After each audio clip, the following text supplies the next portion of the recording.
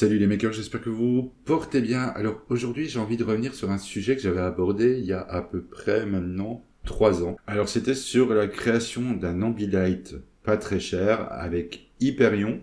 Alors pour ceux qui voient pas trop ce que c'est en gros un effet qui est donné à la télé grâce à des LED qui sont placés tout autour et donc à l'arrière et qui vous donne à peu près ceci comme effet. Alors au moment où j'ai fait cette vidéo, à l'époque, j'avais donc utilisé un Raspberry, un ESP et c'était sur mon ancienne télévision que j'ai enfin changé. Elle datait de 2009, je l'ai changée l'année passée, je pense qu'elle a quand même bien vécu. Donc du coup, je vais refaire aujourd'hui mon Hyperion sur mon nouveau téléviseur. Sauf que depuis, il y a eu pas mal de changements au niveau d'Hyperion, au niveau de son installation. Et ce que j'avais fait à l'époque ne fonctionne plus vraiment de la même manière aujourd'hui. Et de plus, je vais me séparer d'un des éléments de mon Hyperion de l'époque, qui est l'ESP, et uniquement garder le Raspberry. Du coup, j'ai décidé de refaire cette vidéo au complet. Alors dans un premier temps, pour faire tourner Hyperion, il va nous falloir un petit peu de matos, en dehors évidemment des LED. On va avoir besoin d'une carte, soit de type Raspberry, ou à la limite, aujourd'hui, vu les prix, vous avez aussi la possibilité de vous tourner vers Bitritech, qui a le BTT Pi 1. Le BTT de chez Bitritech est un petit peu plus puissant, mais honnêtement, voilà, moi je le fais tourner sur le 3B+, mais en tout cas, les deux fonctionnent très bien, et franchement, c'est les Solus les moins chers qu'il y a pour le moment. Ce sont deux cartes de base que moi j'utilise personnellement pour Clipper. Et du coup, on va commencer par l'installation software sur ces cartes. Et pour ça, on va avoir besoin du projet Hyperbian.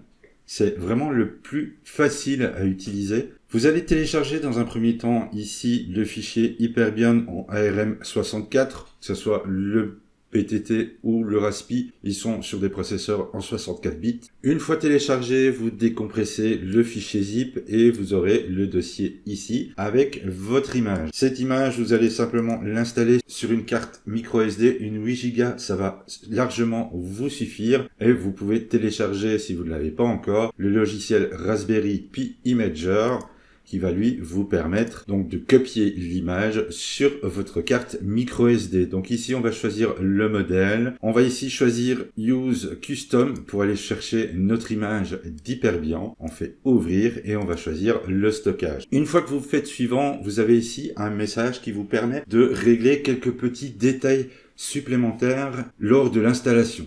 Alors je vous conseille de le faire ici dès le départ, parce que j'ai rencontré quelques soucis lors de mes premiers tests, c'est au niveau de la partie Wi-Fi. Vous pouvez donner ici un nom d'autre si vous voulez avoir une adresse à taper dans votre navigateur, si vous connaissez pas trop l'adresse IP, vous verrez ça un petit peu plus tard. Surtout, ne rajoutez pas ici de login et de mot de passe, c'est pour la partie SSH, et apparemment, il y a quelques petits soucis si on change le login et le mot de passe qui sont fournis dans l'image. Il y a des problèmes d'autorisation, donc ne l'activez pas. Ici, vous configurez votre Wi-Fi, votre SSID et votre mot de passe, et évidemment, vous changez ici le pays dans lequel vous résidez pour votre Wi-Fi. Vous pouvez aussi ici changer le fuseau horaire et le type de clavier, mais honnêtement, il n'y a pas grande importance. Vous enregistrez et vous appliquez donc les réglages. Il vous prévient que toutes les données qui sont déjà sur la carte SD vont être supprimées. Vous faites oui et le démarrage est lancé. Donc, dans un premier temps, il va formater la carte et puis il va commencer à écrire sur celle-ci. Voilà, nous sommes au bout de l'installation. L'image a bien été écrite sur notre carte micro SD. On peut continuer, on peut même fermer, on n'en a plus besoin. Maintenant, on va se rendre dans le dossier de la carte micro SD qui a le dossier Boots et on va créer un petit fichier supplémentaire qui va justement nous fournir l'accès SSH, celui qu'on a décoché justement pour le login et le mot de passe. Et on va tout simplement, en créant un fichier texte, le renommer SSH et on va retirer l'extension. À partir de là, normalement, notre carte micro SD, elle est prête à être mise en place dans notre Raspberry. Alors, au cas où ça pourrait arriver que votre configuration Wi-Fi n'ait pas été prise en compte, vous pouvez créer un petit fichier qu'on va appeler WA supplicand.conf et y placer ce morceau de code, évidemment en changeant ici le pays, le nom de votre Wi-Fi et son mot de passe. Mais ça, c'est vraiment en dernier recours si votre Wi-Fi n'est pas pris en compte. Faisons rapidement un petit tour d'horizon du matériel qu'on va avoir besoin. Commençons évidemment par la carte Raspberry. Ici, c'est un 3B+, parce que j'en avais un en ma possession. Et évidemment, vous pouvez utiliser d'autres styles de cartes. Franchement, par rapport qualité-prix pour le moment, un petit peu plus puissant, vous avez le BTT P1 de chez Bitritech, qui à la base a été conçu pour Clipper, mais qui peut permettre de faire exactement la même chose. Nous avons ensuite besoin d'un splitter HDMI. Alors celui-ci a une entrée pour 2 sorties, avec quelques petites options plutôt sympas, comme par exemple ici, la possibilité de lui dire de sortir le deuxième HDMI ou le premier, c'est à votre choix, en 1080 et non en 4K. Ce qui va être très pratique lorsqu'on ira envoyer l'image au Raspberry, il n'a pas besoin d'être en 4K. En 1080, ça suffira largement. Évidemment, ici, j'ai pris une carte de capture vidéo qui va me servir donc dans le Raspberry à venir avec mon HDMI et lui envoyer les images à l'intérieur pour qu'il puisse le contrôler.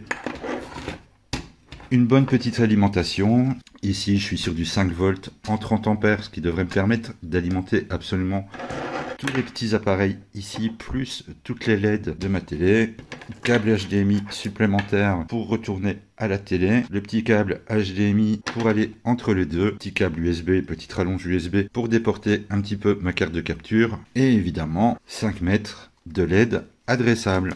Ne vous inquiétez pas, je vous ferai le schéma complet de comment le brancher. Et puis en plus là, je suis en train d'imprimer la boîte où je vais pouvoir ranger le tout dedans pour avoir quelque chose de plus ou moins propre. Voilà, au niveau de l'installation en elle-même, sur la télé, il n'y a rien d'extraordinaire. Les LED sont collés donc sur le bord. Prenez juste bien le nombre de LED que vous mettez par côté. Les 4 en haut, en bas, à gauche et à droite. Et moi, perso, le tout, je l'ai placé dans cette boîte. Alors, je vous la mettrai en lien. Comme ça, tout est dedans. Et voilà déjà à peu près ce que ça donne avec la vue de face.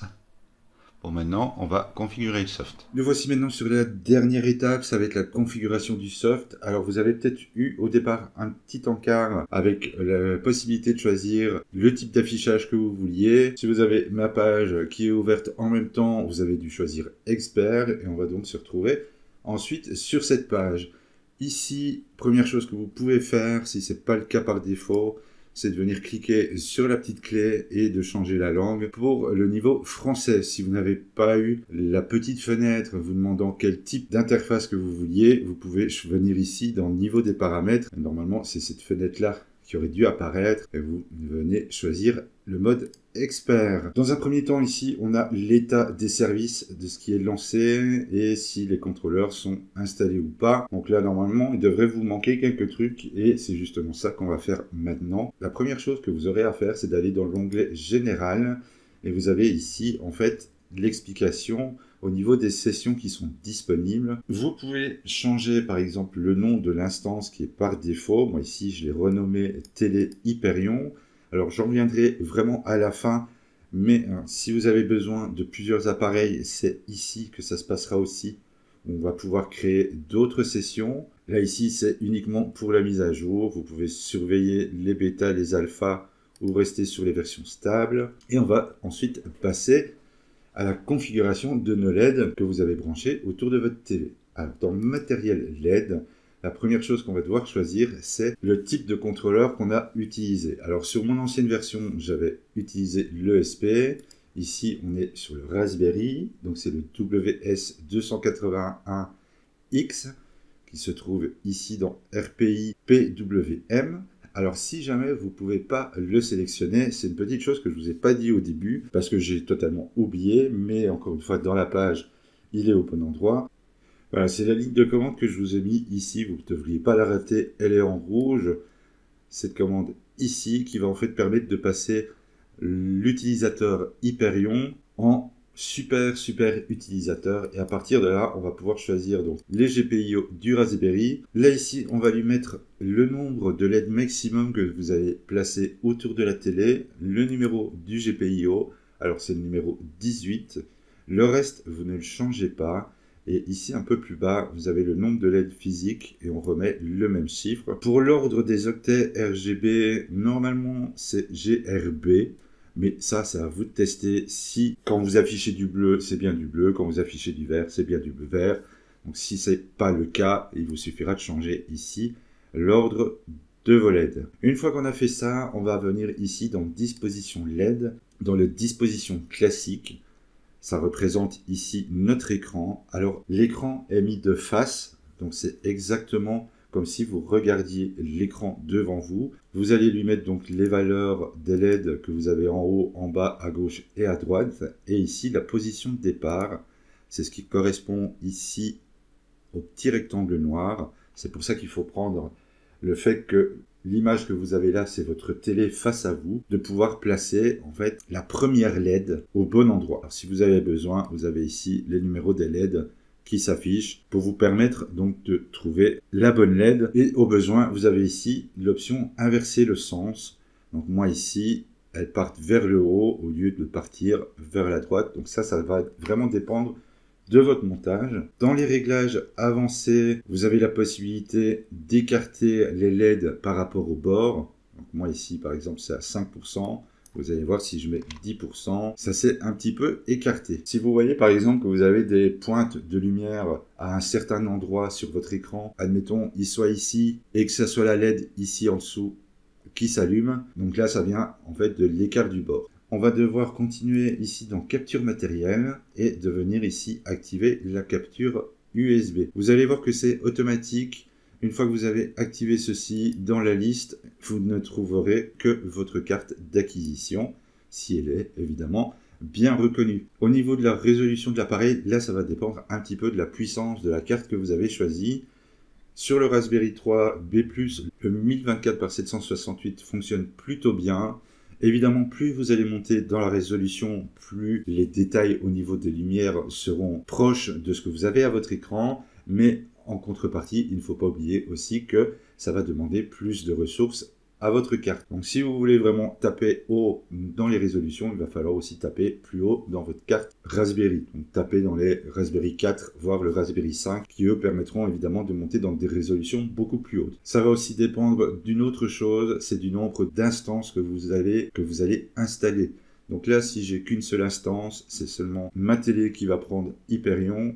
Le 1024-768, ça marche très très bien. Pour le reste, il n'y a pas vraiment à changer. On peut revenir ici aussi dans la configuration des LED et on va aller dans le traitement des images. Ça, c'est vraiment la dernière chose que vous allez devoir faire, c'est de calibrer la couleur de vos LED. Alors pour ça, le plus simple, c'est de venir sur YouTube. Vous tapez par exemple Red Color et vous allez tomber sur des vidéos de ce style qui durent à peu près 10 heures. Donc ça vous laisse largement le temps de le faire. Et vous venez ici, par exemple pour le rouge, le vert et ainsi de suite, en cliquant sur le petit carré, pouvoir régler pour que ça corresponde au mieux à ce que vous voyez avec votre écran et vos LED. Évidemment, à chaque fois, il va falloir sauvegarder les réglages pour que la modification au niveau de vos LED soit effective. Ça, je vous conseille fortement si vous avez un PC portable ou une tablette de le faire devant votre écran. Ça sera beaucoup plus facile. Moi, je vous le montre, je suis sur mon PC, mais si vous regardez bien, vous voyez que moi, ça a déjà été fait sur certaines couleurs. Vous pouvez aussi diminuer ici la luminosité. Moi, je l'ai mis à 80% parce que vous allez vous rendre compte que ça flash énormément. Déjà, moi, à 80%, je trouve que c'est déjà énorme. Ça éclaire absolument toute ma pièce. Évidemment, n'oubliez pas, à chaque fois, on fait un petit sauvegarde des réglages. Alors ensuite, vous avez ici le lissage. C'est en fait une espèce d'atténuation de vos LED quand ça change de couleur. Quand par exemple vous passez d'une zone très éclairée à une zone totalement noire, vous avez un espèce de fondu lumineux. Je vous conseille de le mettre et de jouer un petit peu sur le temps que vous voulez que ça dure, parce que je trouve perso, sans l'avoir activé, la coupure de lumière est vraiment brutale. Et je trouve ça plutôt désagréable. Ensuite, la dernière chose ici, c'est qu'on a la détection des barres noires. Moi, je suis à 8%. Quand vous regardez un film, vous avez souvent des bandes noires qui se trouvent au-dessus et en dessous. Ça va tout simplement permettre à Hyperion de détecter cette zone et de récupérer malgré tout les lumières qui sont dans la vidéo en elle-même. Un peu comme vous voyez ici sur l'image où là j'ai mes grosses bandes noires mais qui récupèrent quand même le rouge des studios Marvel. À partir de là, normalement, vos LED se sont allumés et si vous diffusez quelque chose, eh bien, normalement, vous devez avoir l'éclairage qui va avec. Vous avez une petite icône ici qui peut être très pratique pour voir si ça marche. Bon, évidemment, moi, le mien ici ne diffuse rien pour le moment, mais vous avez la représentation de toutes vos LED. Et si vous faites vidéo en temps réel, normalement, vous devriez voir l'image de ce qui se passe à l'écran. Alors, comme je vous le disais au tout début, je vais revenir sur un petit sujet au niveau du général, au niveau des sessions, des instances. Alors, les instances en elles-mêmes, elles servent à quoi? Elles vous servent à utiliser plusieurs appareils lumineux, plusieurs systèmes d'éclairage, que ce soit Philips Hue, WLED, bref, il y en a pas mal d'autres. Pour ça, vous allez créer une deuxième instance. On va par exemple appeler ça pour le test lampe ESP. Vous pouvez soit l'activer ou le désactiver. Une fois que vous allez passer dans les configurations LED, vous allez pouvoir choisir ici soit le télé Hyperion, donc ça c'est celui qui est censé être déjà réglé sur le Raspberry. Vous allez passer sur lampe ESP et vous allez recommencer en fait le même procédé que la première fois en choisissant l'appareil donc que vous voulez utiliser. Donc moi ici je vais par exemple dire que c'est WLED. Là il m'en trouve déjà quelques-uns qui sont allumés et c'est identiquement la même chose. Sauf dans le cas des ESP, de WLED, il a tendance à trouver tout seul le nombre de LED qui sont déjà configurés sur celui-ci. Donc il ne vous reste plus qu'à faire la disposition comme vous le souhaitez. Voilà, je pense que j'ai fait le tour de tout. Vous avez tout qui est dispo sur la page de toute façon pour suivre étape par étape l'installation. Moi je vais vous laisser pour finir avec la petite démo que je vous ai fait pour l'occasion avec le nouveau système et peut-être vous donner envie de le faire. Voilà, là-dessus je vous dis à bientôt dans une prochaine vidéo.